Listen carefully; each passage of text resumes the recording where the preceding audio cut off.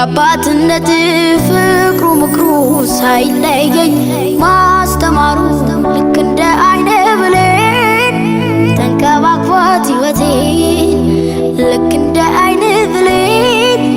ተንከባክቧት ሕይወቴን እንዳልወድቅ እንዳልጠፋኝ የሰጠኝ ተስፋ ያዋለው በቤቱ የዘመርኩ ምሕረቱን እንዳልወድቅ እንዳልጠፋኝ የሰጠኝ ተስፋ ያዋለው በቤቱ የዘመርኩ ምሕረቱን እቅፍ ድግፍ እቅፍ በቃሉ ድግፍ